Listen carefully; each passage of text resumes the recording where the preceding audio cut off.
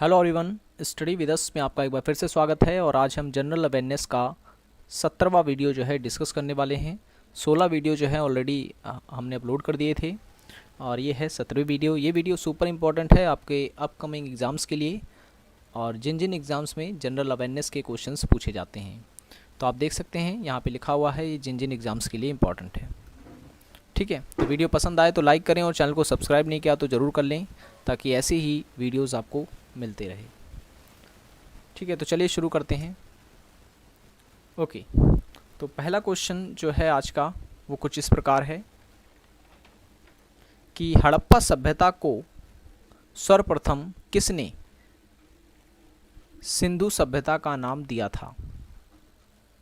सिंधु सभ्यता का नाम दिया था। तो मैं बता दूं, हड़प्पा सभ्यता जो है इसको सर्वप्रथम सिंधु सभ्यता कहा गया था सर जॉन मार्शल के द्वारा। सर जॉन मार्शल के द्वारा जो है इन्होंने जो है हड़प्पा सभ्यता को सबसे पहले सिंधु घाटी की सभ्यता कहा था।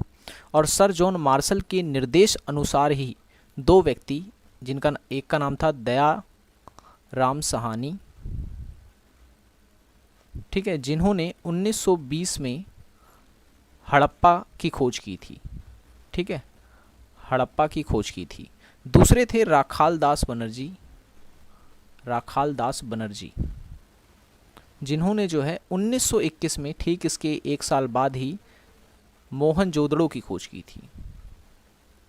ठीक है, मोहनजोदड़ो की खोज की थी। ठीक है, तो ये चीज़ आपको याद रखना है। और हड़प्पा सभ्यता में एक वस्तु थी फायांस। ठीक है ना, फायांस कह सकते हो कि एक प्रकार की ये मिट्टी थी और इससे बने हुए पदार्थ जो होते थे वो काफ़ी कीमती हुआ करते थे। क्यों? क्योंकि फायांस से बनी हुई जो वस्तु होती थी, मतलब फायांस जो है, इससे जो भी वस्तु बनाई जाती थी उसे बनाने में काफ़ी समय और काफ़ी मेहनत लगती थी। इस कारण इससे बनी हुई वस्तुएं जो होती थी वो काफ़ी महंगी होती थी। नेक्स्ट क्वेश्चन है, कांस्य की नृत्य करती मूर्ति सिंधु सभ्यता के किस क्षेत्र से प्राप्त हुई है? किस क्षेत्र से प्राप्त हुई है? देखें, नृत्य करती हुई जो मूर्ति है ये प्राप्त हुई है मोहनजोदड़ो से। ठीक है, मोहनजोदड़ो से। और भी मोहनजोदड़ो से बहुत कुछ प्राप्त हुआ है और जो एग्जाम में पूछा जाता है, जैसे कि पुजारी की मूर्ति एक, ठीक है ना, एक पुजारी की मूर्ति प्राप्त हुई है और पशुपतिनाथ की मूर्ति मिली है वहाँ पर, पशुपतिनाथ। ठीक है, ये हड़प्पा सभ्यता के प्रमुख देवता माने जाते थे। ठीक है, और नरकंकाल, खुदाई के दौरान जो है कुएं से नरकंकाल मिला है, ये भी जो है मोहनजोदड़ो से ही जो है प्राप्त है हमें। ठीक है, और अगर आपसे पूछ ले कि जुते हुए खेत हड़प्पा सभ्यता में कहाँ मिले हैं, तो जुते हुए खेत मिले हैं कालीबंगन में। ठीक है, जुते हुए खेत। लेकिन अगर आपसे पूछे कि सिंचाई के अवशेष कहाँ मिले हैं, तो आपका आंसर होगा सेतुघेई से। सेतुघेई से जो है हड़प्पा सभ्यता के सिंचाई के अवशेष वहाँ से प्राप्त हुए हैं। तो कालीबंगन से एक तो मैंने आपको बताया क्या, जुते हुए खेत, और यहाँ से धान और बाजरे के अवशेष भी मिले हैं। ठीक है, धान और बाजरे के अवशेष भी मिले हैं। तो ये भी चीज़ आपको याद रखनी है। नेक्स्ट क्वेश्चन है, रिंग वैदिक काल में रावी नदी का क्या नाम था? रावी नदी का क्या नाम था? तो मैं बता दूं, रावी नदी को कहा जाता था रिंग वैदिक काल में पुरुषणी नदी। ठीक है, क्या कहा जाता था? पुरुषणी नदी कहा जाता था। ठीक है, और भी कई प्रकार की नदियां थीं जिनका आज जो है नाम बदल चुका है, लेकिन पहले अलग नाम था, जैसे कि सतलज नदी। सतलज नदी को पहले कहा जाता था सातुद्री नदी। ठीक है, और चेनाब नदी को प्राचीन काल में कहा जाता था असिकनी नदी। ठीक है ना, असिकनी नदी। और झेलम नदी को पहले कहा जाता था वित्तिस्ता। ठीक है, और व्यास नदी को कहा जाता था विपाशा, ठीक है ना, विपाशा कहा जाता था। तो ये है प्राचीन नाम भारत की नदियों के, ठीक है ना, एग्जाम में पूछे जाते हैं तो आपको ये याद रखने हैं।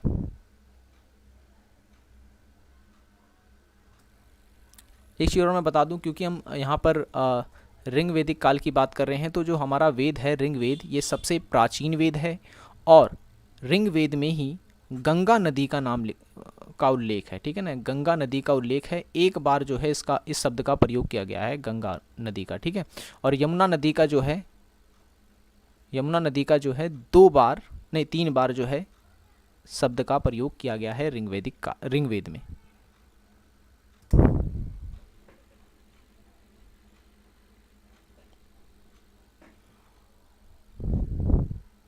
नेक्स्ट क्वेश्चन है, बौद्ध धर्म के प्रसिद्ध अनुयायी शासक इनमें से कौन नहीं है? कौन नहीं है? तो मैं बता दूं, बौद्ध धर्म के जो अनुयायी शासक थे वो कई सारे थे। यहाँ ऑप्शन होता तो आंसर क्लियर हो जाता, लेकिन मैं खुद बता देता हूँ कौन कौन से शासक थे जिन्होंने बौद्ध धर्म को अपनाया था। पहले थे बिंबिसार, ठीक है, बिंबिसार ने बौद्ध धर्म को अपनाया था। फिर थे प्रसन्नजीत, ठीक है, प्रसन्नजीत। फिर उसके बाद उदयन भी थे, उदयन और अशोक सम्राट। ये चारों के चारों जो शासक थे ये बौद्ध धर्म के अनुयायी थे।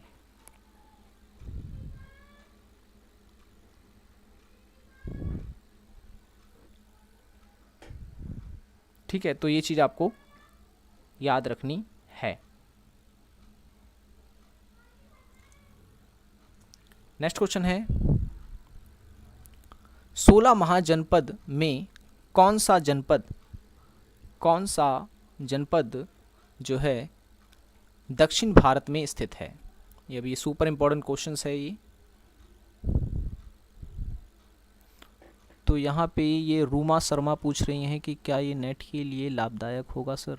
देखें, ये जो है ये एक प्रकार का जनरल अवेयरनेस की क्लास है और ये सभी एग्ज़ाम्स के लिए इम्पॉर्टेंट है, ठीक है ना। और इसमें क्योंकि मैंने जो है हिस्ट्री, पॉलिटी और साइंस और ज्योग्राफी सभी के क्वेश्चन जो है इंक्लूड कर रखे हैं, ठीक है। हालांकि मेनली जो पर्पस है इस वीडियो को बनाने का वो है कॉम्पिटिटिव एग्ज़ाम्स, ठीक है। तो अगर आपको अच्छा लगता है तो आप बने रहें। तो क्वेश्चन ये है कि 16 महाजनपद में कौन सा जनपद जो है दक्षिण भारत में स्थित है? देखिए, 16 महाजनपद में से सिर्फ एक जनपद जो है जो दक्षिण भारत में स्थित है वो है असमक, ठीक है ना, असमक जनपद। और ये जनपद जो है ये गोदावरी नदी के किनारे स्थित है, ठीक है। कहाँ पर स्थित है? गोदावरी नदी के किनारे स्थित है,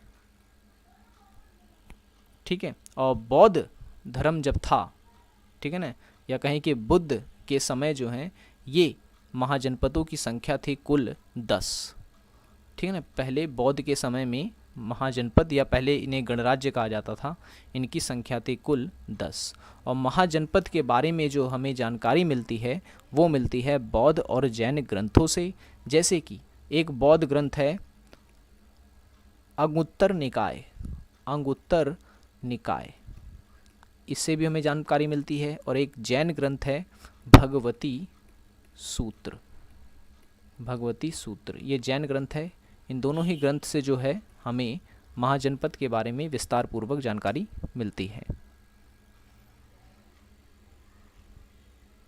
नेक्स्ट क्वेश्चन है, किस अनुश्रुति के अनुसार अशोक ने अपने 99 भाइयों की हत्या करके सिंहासन प्राप्त किया था?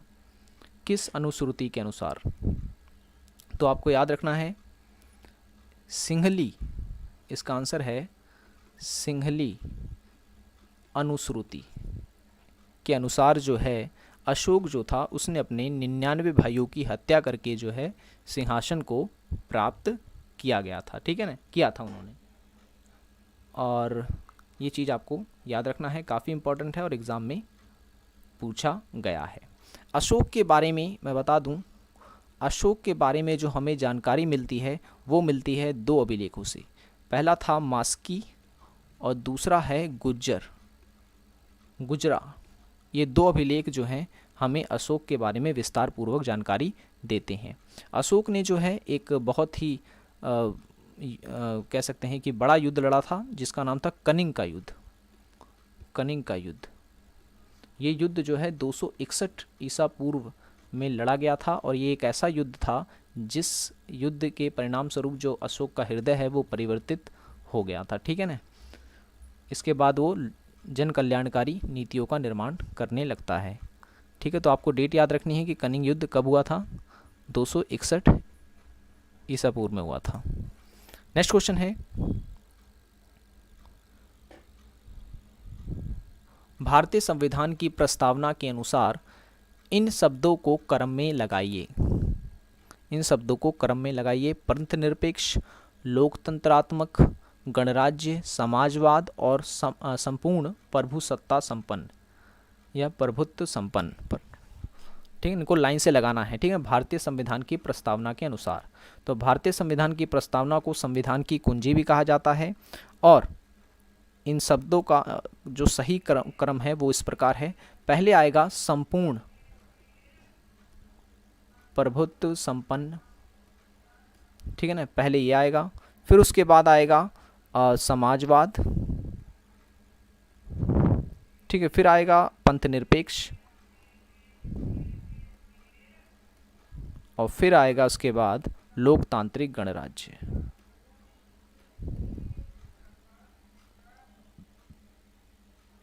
ठीक है, तो ये सही क्रम हो गया प्रस्तावना के अनुसार इन शब्दों का। संपूर्ण प्रभु संपन्न, समाजवाद, पंथनिरपेक्ष और लोकतांत्रिक गणराज्य।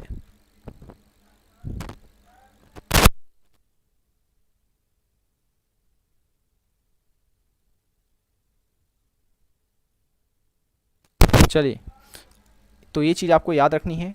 और आपसे ये भी पूछ सकता है कि संविधान की प्रस्तावना में इन शब्दों को लाइन से लगाइए, जैसे कि सामाजिक, आर्थिक और राजनीतिक न्याय। ठीक है, तो याद रखना, पहले सामाजिक आएगा, फिर आर्थिक आएगा, फिर राजनीतिक आएगा। ठीक है ना, ये तीनों प्रकार के न्याय की बात की गई है संविधान की प्रस्तावना में। नेक्स्ट क्वेश्चन है, शांतिपूर्ण, बिना हथियारों के एकत्रित होने और सभा करने की स्वतंत्रता का वर्णन भारतीय संविधान के किस अनुच्छेद में है? तो भारतीय संविधान के किस अनुच्छेद में है आपको याद रखना है। इसका वर्णन है 19B में। भारतीय संविधान के अनुच्छेद 19B में जो है इसका वर्णन है। जबकि अनुच्छेद 19A क्या कहता है? अनुच्छेद 19A ये कहता है कि भारत के सभी नागरिकों को जो है बोलने की स्वतंत्रता होगी। अनुच्छेद 19C ये कहता है कि भारत के नागरिकों को संघ बनाने की जो है स्वतंत्रता होगी। 19D ये कहता है कि भारतीय नागरिक जो होंगे वो भारत के किसी भी क्षेत्र में आ जा सकते हैं। 19E जो है वो ये कहता है कि किसी भी देश के में जाकर के भारतीय नागरिक किसी भी देश के किसी भी क्षेत्र में जाकर के निवास कर सकते हैं। ठीक है, निवास कर सकते हैं। तो ये चीज़ आपको याद रखनी है। 19E में इसके बारे में बताया गया है। ये अनुच्छेद कई बार एग्जाम में रिपीटेड हैं और पूछे जाते हैं। नेक्स्ट क्वेश्चन है, किस राज्य के उच्च न्यायालय ने बंद को असंवैधानिक घोषित किया था? तो वो राज्य था केरल। ठीक है, केरल के उच्च न्यायालय ने जो है बंद को गैर संवैधानिक या कहें कि असंवैधानिक घोषित किया था। ठीक है, 1997 में 1997 में। नेक्स्ट क्वेश्चन है, संसद विधि द्वारा 2 या 2 से अधिक राज्यों के लिए एक ही उच्च न्यायालय स्थापित कर सकती है। ये किस अनुच्छेद के तहत है?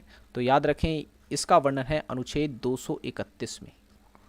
ठीक है, 2 या 2 से अधिक राज्यों के लिए जो है एक ही उच्च न्यायालय स्थापित किया जा सकता है। जैसे कि हरियाणा और पंजाब का एक ही है चंडीगढ़ में। ठीक है ना, चंडीगढ़ हाई कोर्ट।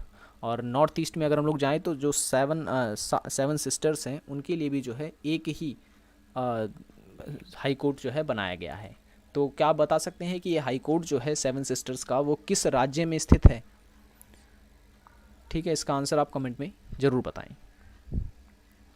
ठीक है, तो ये चीज़ आपको याद रख लेना है। और वर्तमान में कुल कितने हाई कोर्ट हैं, तो वो हैं 24। सुप्रीम कोर्ट कितना है, तो सुप्रीम कोर्ट सिर्फ एक है। कहाँ पर है, तो नई दिल्ली में है। नेक्स्ट क्वेश्चन है, आयन मंडल में ध्रुवीय प्रकाश की उपस्थिति को किस नाम से जाना जाता है? ध्रुवीय प्रकाश की उपस्थिति को किस नाम से जाना जाता है? तो इसका सही आंसर होगा सुमेरु ज्योति। ठीक है, ध्रुवीय प्रकाश की यहाँ पे बात की जा रही है आयन मंडल में, तो उसे नाम दिया गया है क्या? सुमेरु ज्योति।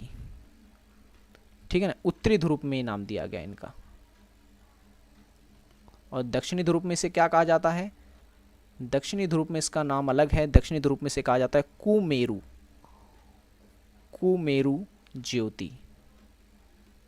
ठीक है, तो आपको ये याद रखना है। और जो आयन मंडल है, आयन मंडल से नीचे अगर हम लोग आए, क्योंकि ये हमारे वायुमंडल की परतें हैं, अगर हम बात करें पृथ्वी की, तो पृथ्वी के जो ऊपर वायु की परत है उसे हम कहते हैं क्षोभ मंडल। उसके ऊपर आप जाएंगे तो समताप मंडल, फिर उसके ऊपर आप जाएंगे तो मध्य मंडल, फिर ऊपर जाएंगे तो आप आयन मंडल, और फिर ऊपर जाते हैं आप तो वो आ जाता है बाहरी मंडल। तो जो क्षोभ मंडल है इसे सबसे महत्वपूर्ण परत माना जाता है हमारे वायुमंडल का, क्योंकि सभी मौसम संबंधी घटनाएं जो है इसी में होती है। इंग्लिश में इसे हम ट्रोपोस्फियर कहते हैं। जबकि जो ऊपर वाला ये समताप मंडल है, ये वाला, इसको इंग्लिश में हम कहते हैं स्ट्रेटोस्फियर। और इसी समताप मंडल में O3 यानी कि ओजोन गैस जो है पाई जाती है, जो पराबैंगनी किरणों से हमारी रक्षा करती है। ठीक है, अगर ये गैस कम हो जाएगी तो जो है सूरज की जो किरणें हैं, पराबैंगनी किरणें, वो प्रत्यक्ष रूप से पृथ्वी पर आएंगी, जिससे कि स्किन कैंसर जैसी बीमारी होने का डर रहता है। नेक्स्ट क्वेश्चन है, मारियाना ट्रेंच या कहें कि गर्त सर्वाधिक गहरी किस देश में स्थित है? तो याद रखें ये है फिलीपींस में, फिलीपींस में।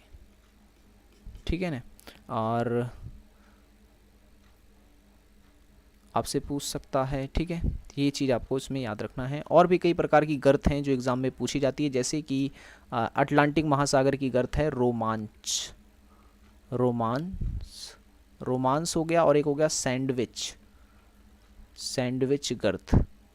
ये कहाँ पर है, तो आपको याद रखना है ये है अटलांटिक महासागर में। ठीक है ना, अटलांटिक ओशन में। और उसके बाद जावा और सुंडा, जावा और सुंडा जो गर्त हैं ये कहाँ है, तो ये है हिंद महासागर में। ठीक है ना, इंडियन ओशन में। तो ये चीज़ आपको याद रखना है।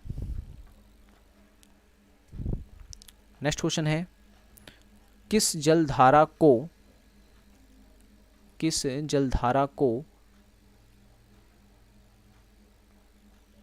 यूरोप होगा यहाँ पर, ये मिसटाइप है यहाँ पर। ठीक है ना, न्यूयॉर्क होगा, सॉरी न्यूयॉर्क होगा यहाँ पर, ये मिसटाइप है, न्यूयॉर्क होगा यहाँ पर। किस जलधारा को न्यूयॉर्क के समीप शीतल दीवार कहा जाता है? तो याद रखना है आपको, इसका सही आंसर है लैब्राडोर, लैब्राडोर। ये ठंडी जलधारा है। ठीक है ना, ये ठंडी जलधारा है और इसे ही शीतल दीवार कहा जाता है। कहाँ पर? न्यूयॉर्क में। ठीक है ना, और अगर आपसे पूछ ले यूरोप का गर्म कंबल किसे कहा जाता है, तो वो कहा जाता है गल्फ स्ट्रीम को। ये भी जो है जलधारा है। ठीक है ना, गल्फ स्ट्रीम, और इसे यूरोप का कंबल कहा जाता है। और कुछ ठंडी जलधाराओं के नाम आपको याद रखने हैं। ठीक है ना, ठंडी जलधारा कौन कौन सी हैं, जैसे कि हम्बोल्ट, ठीक है ना, हम्बोल्ट, और उसके बाद कैलिफोर्निया, कैलिफोर्निया, और ग्रीनलैंड भी जो है वो ठंडी जलधारा है, एग्ज़ाम में बहुत पूछे जाते हैं। ठीक है ना, और केनारी, फ्रॉकलैंड,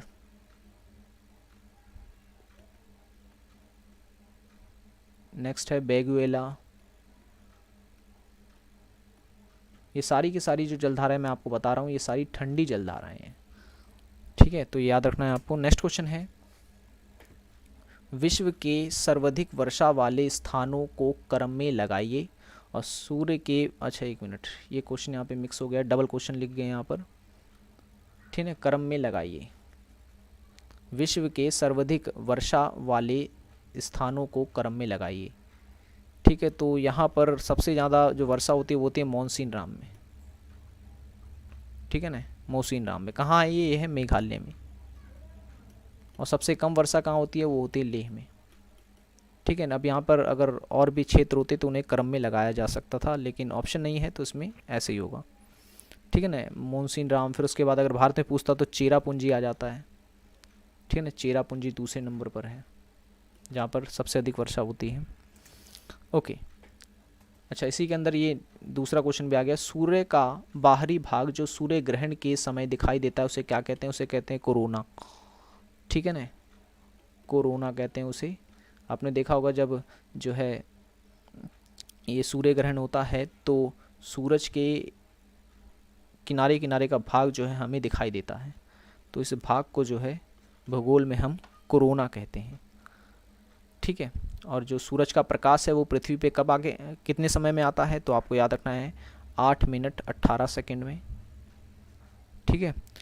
सूर्य के प्रकाश की चाल कितनी होती है, तो याद रखना है 3 × 10⁸ मीटर सेकंड, ठीक है ना। ये जो है चाल है, स्पीड है सूरज की, ठीक है ना,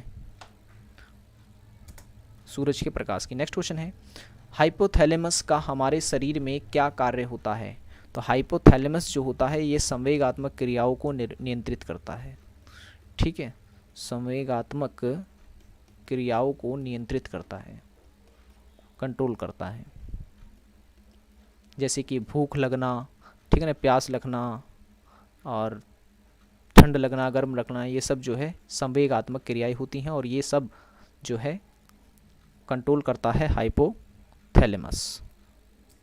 नेक्स्ट क्वेश्चन है, कच्ची चीनी को रंगहीन करने हेतु किसका प्रयोग किया जाता है?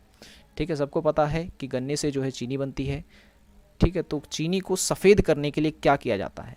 तो उसमें मिलाया जाता है एनिमल चारकोल, इसका इस्तेमाल किया जाता है चीनी को सफ़ेद रंग देने में।